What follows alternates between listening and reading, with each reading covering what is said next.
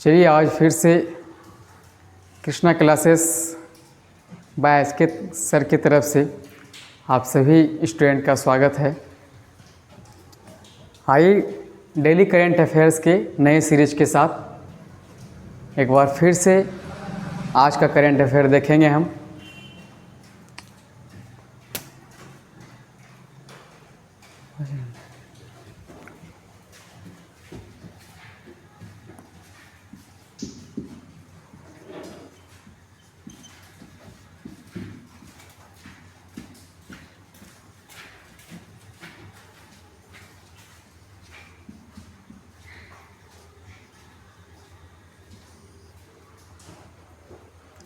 आज के डेट का करंट अफेयर्स बहुत ही इम्पोर्टेंट है। जैसा कि कल नोबेल प्राइज़ के बारे में बताए थे, तो कल का जो नोबेल प्राइज़ था वो आपका चिकित्सा के क्षेत्र में है ना।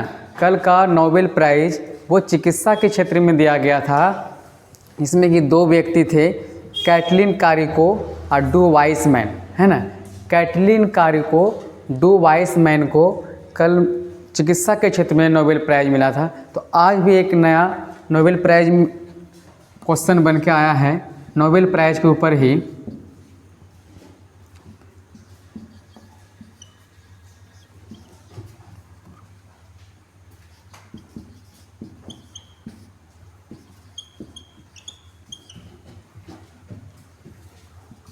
तो ये आपका भौतिकी के क्षेत्र में है,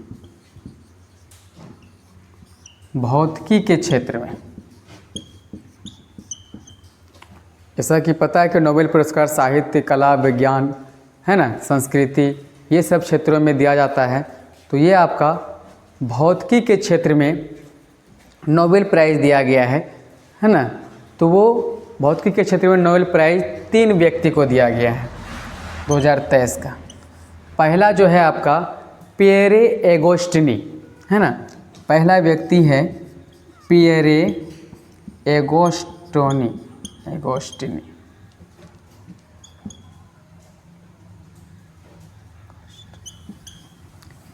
पिएरे एगोस्टिनी जो अमेरिका के निवासी हैं।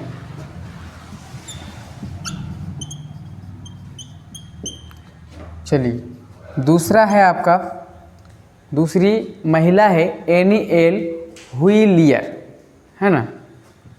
एनी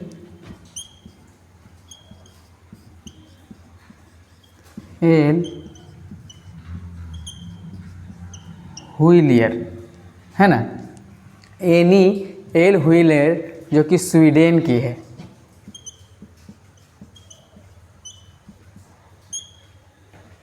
चलिए तीसरा व्यक्ति आपका फेरेंक क्राउज जो जर्मनी के निवासी है। फेरेंक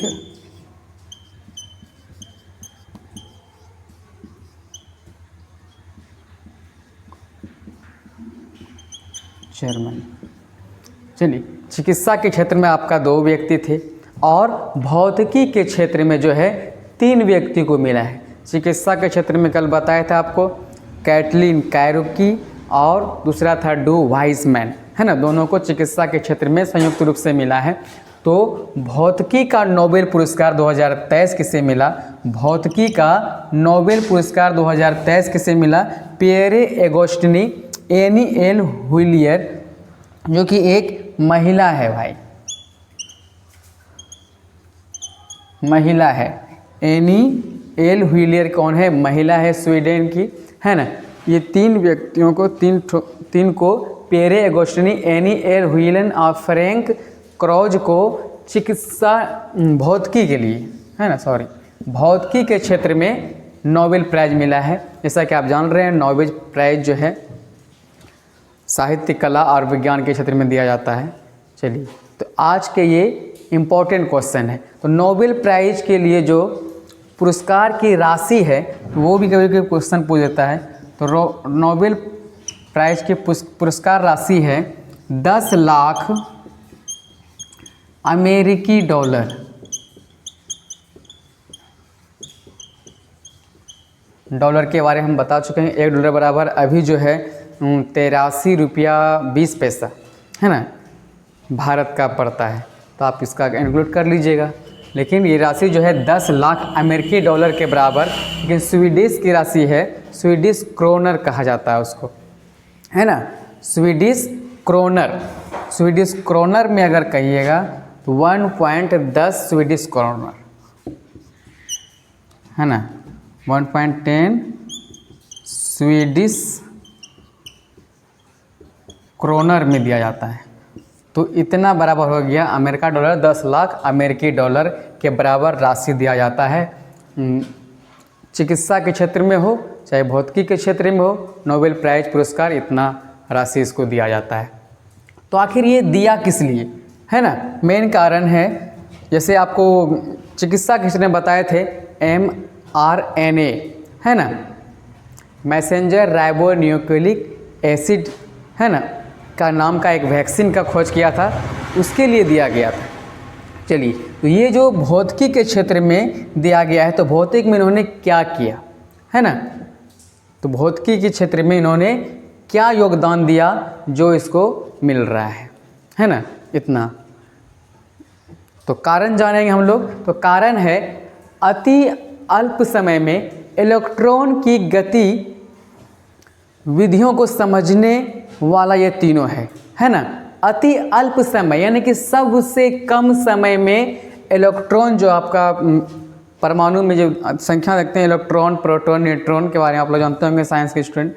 तो इलेक्ट्रॉन की गतिविधि को अति अल्प समय में समझने वाला जो ये तीनों व्यक्ति है, उसका गति क्या है, अभी तक उसके गति के बारे में, उसके अंदर क्या है, उसके बारे में पता करना असंभव था। तो अति अल्प समय में किस लिए दिया जाता है, कारण आप लिखेंगे कि क्यों दिया गया है तीनों को। तो कारण, यह क्या उपलब्धि हासिल की, तो अति अल्प समय, बहुत ही कम समय, अति अल्प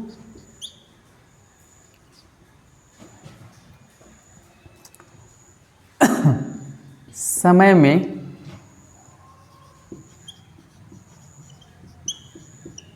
इलेक्ट्रॉन की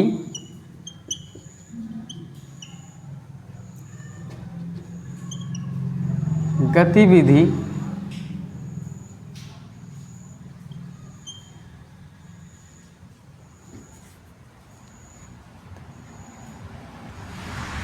समझने में, है ना, अति अल्प समय में इलेक्ट्रॉन की गतिविधि समझने के कारण इसको ये पुरस्कार दिया गया है ना। अति अल्प समय का कहने का मतलब है आपका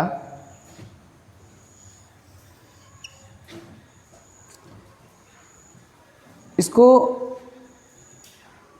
एटो सेकेंड में नापा जाता है, एटो सेकेंड, है ना, एटो सेकेंड में समय का सबसे अति सूक्ष्म इकाई है आपका एटो सेकेंड, है ना। तो ये बताया जाता है इसमें कि दिल जो धड़कता है, यानी कि एक बार में अगर कहें तो दिल की धड़कन कितनी बार है, तो 72 बार। 1 मिनट में 72 बार दिल धड़कता है। तो 1 मिनट में 72 बार, है ना, 1 मिनट में 72 बार धड़कता है ना, दिल की धड़कन 72 बार धड़कता है। तो इसमें क्या है, 72 में आपका एक बार जो धड़कने का समय है, एक बार जो धड़कने का समय है, 72 बार नहीं, एक बार जो धड़कने का समय है, एक बार, उसको उसका 1000 से 6 बार भाग देंगे तो जितना समय निकल के आएगा, है ना, तो वो आपका हो जाएगा एटो सेकेंड। उतना कम समय में, है ना, उतना कम समय में इन्होंने इलेक्ट्रॉन की गतिविधि को समझने का कोशिश किया। और ये इलेक्ट्रॉन की गतिविधि समझने के कारण बहुत सारा इलेक्ट्रिक वस्तु में बहुत सारा, समझ लीजिए, बीमारियों का पता लगाने में बहुत सारा इनसे फ़ायदा होगा। तो आप जान रहे हैं कि नोबेल पुरस्कार भौतिकी के क्षेत्र में 2000 से किसे मिला, पेरे एगोस्टिनी, एनी एल व्हीलियर और फेरेंक क्रोज को, है ना, किस कारण मिला, तो अति अल्प समय में इलेक्ट्रॉन की गतिविधि को समझने में, है ना, बहुत ही कम समय में। तो ये क्वेश्चन आपका बहुत इंपॉर्टेंट है, चिकित्सा के क्षेत्र में कल बताएं, आज ये आपका भौतिकी के क्षेत्र में। चलिए नेक्स्ट क्वेश्चन,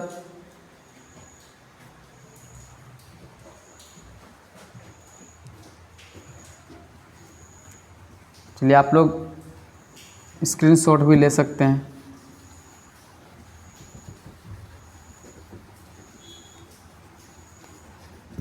आज का ये बहुत ही इम्पोर्टेंट क्वेश्चन था, इम्पोर्टेंट क्वेश्चन।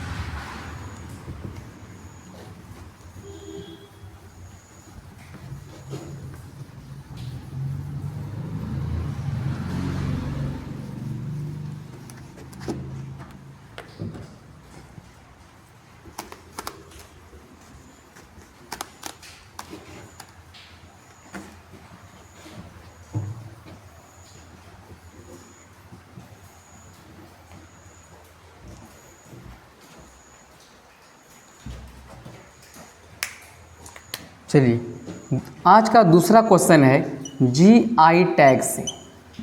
जीआई टैग से आज का दूसरा क्वेश्चन है जीआई टैग। जैसा कि सभी जानते हैं जीआई टैग जो है वो उत्पाद पर दिया जाता है। कोई भी वस्तु है उत्पादन पर, उत्पाद अगर करते हैं तो उसकी गुणवत्ता को देख के कि उसका कोई नकल न कर ले तो सरकार के द्वारा जीआई टैग उसको दिया जाता है। तो जीआई टैग दिया जाता है।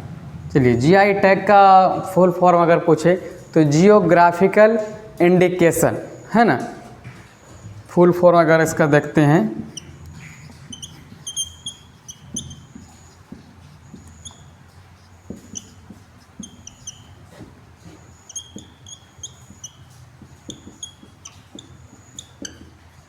Indication, GI tag. चलिए जीआई टैग का हो गया फुल फॉर्म जियोग्राफिकल इंडिकेशन। ये किसी भी वस्तु के उत्पाद पर दिया गया टैग है, यानी कि प्रतीक है, समझ लीजिए। टैग मतलब हो गया प्रतीक, प्रतीक।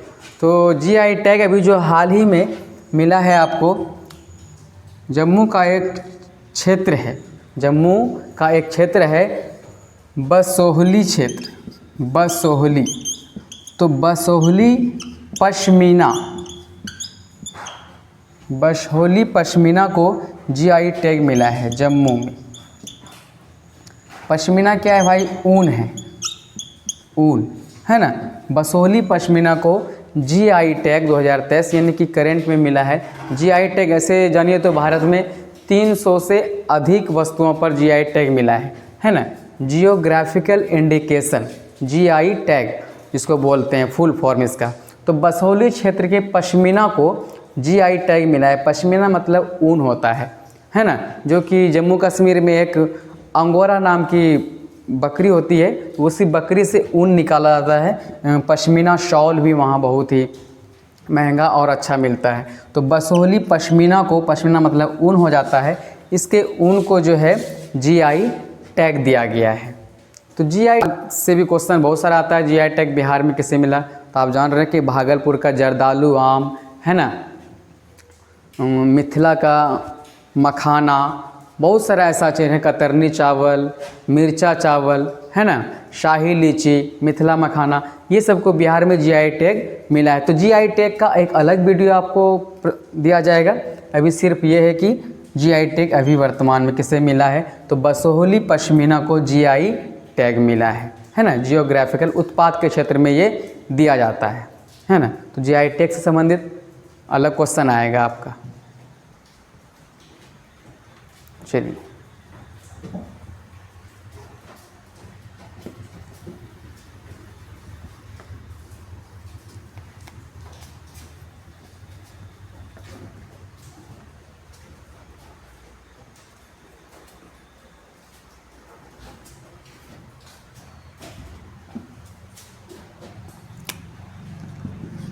चलिए स्वच्छता अभियान में जैसा कि पीएम मोदी के द्वारा 2014 से ही स्वच्छ भारत मिशन का शुरुआत हुआ था है ना, 2 अक्टूबर 2014।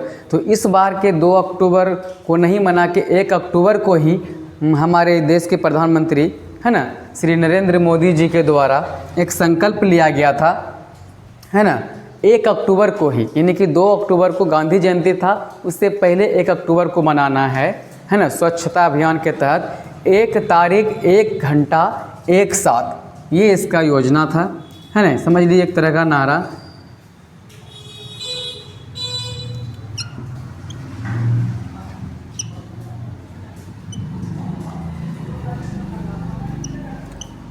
पीएम मोदी जी के द्वारा एक संकल्प लिया गया था स्वच्छता के ऊपर, है ना, 1 तारीख 1 घंटा 1 सेकंड।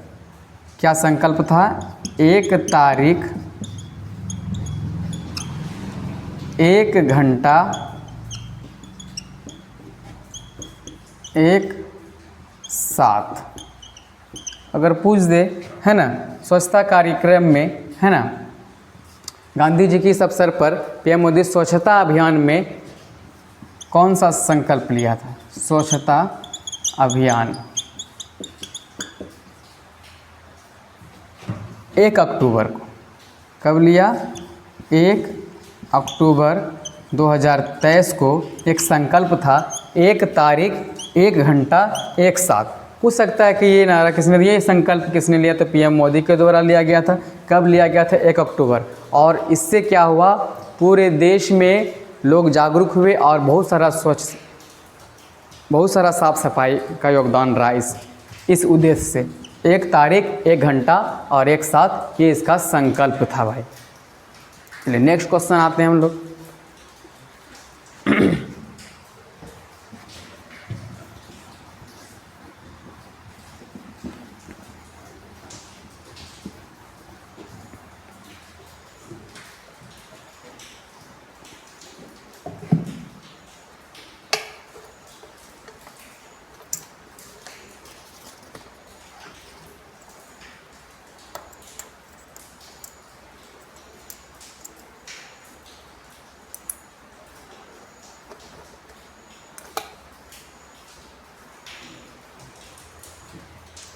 चलिए ज़्यादातर क्वेश्चन तो आज है नहीं, ठीक है।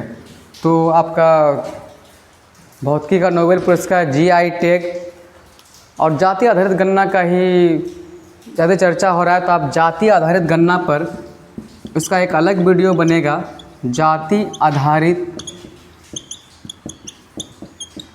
गणना बिहार का अलग वीडियो बनेगा एक। तो आप कि किस जाति को कितना क्या मिला, किस जाति में कौन शामिल हुआ, तो ये आपका एक अलग वीडियो बनेगा। तो ये आप ऐसे देख सकते हैं ऐसे भी। चलिए आज के डेट के ऊपर कुछ खास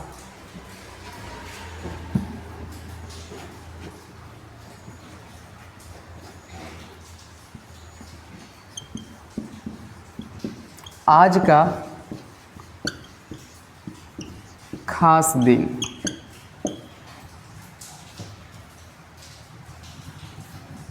चार अक्टूबर 2023।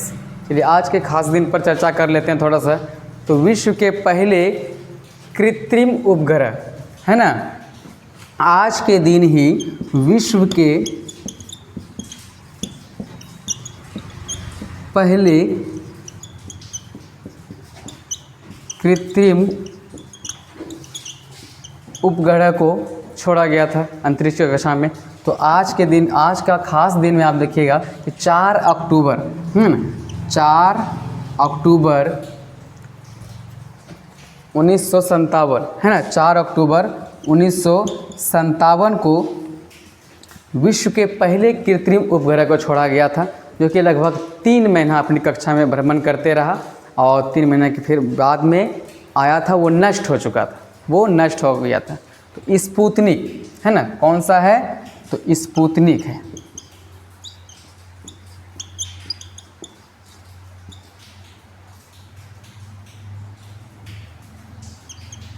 स्पुतनिक।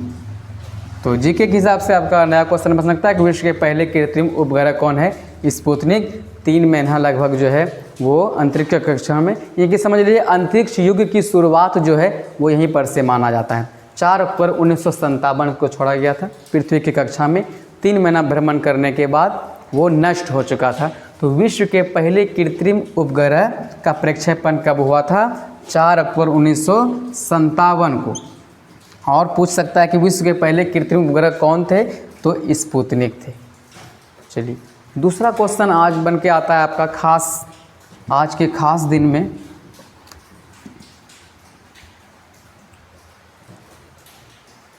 संयुक्त राष्ट्र में हिंदी में भाषण देने वाला, यूएन के बारे में जानते हो आप लोग, संयुक्त राष्ट्र, यूनाइटेड नेशन,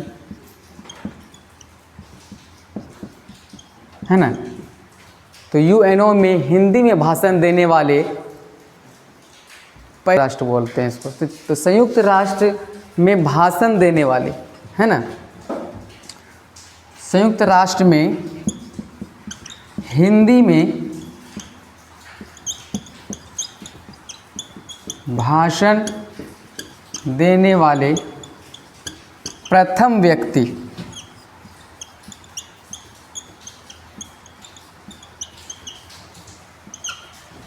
अटल बिहारी वाजपेयी जी, जो आज के दिन ही यूएनओ में हिंदी में भाषण देने वाले प्रथम व्यक्ति कहलाए। इससे पहले हिंदी में कोई भी व्यक्ति भाषण नहीं दिए थे।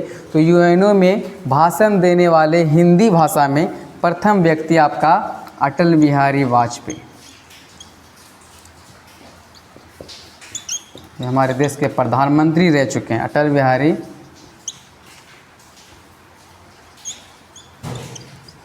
वाजपेयी, है ना। तो ये क्वेश्चन आज का खास था। आज ही भाषण दिया था 4 अक्टूबर 1977 को। कब दिया था भाषण? 4 अक्टूबर 1977 ईस्वी को, है ना। परमाणु पर, देश की एकता के बारे में, है ना, परमाणु निरस्त्रीकरण, ये सब बारे में चर्चा किए थे, राष्ट्र को समझाए थे, है ना। मात्र 3 मिनट का भाषण दिए थे, है ना। मात्र 3 मिनट के भाषण में अपने देश की महत्व को समझा दिए। 3 मिनट के भाषण मात्र।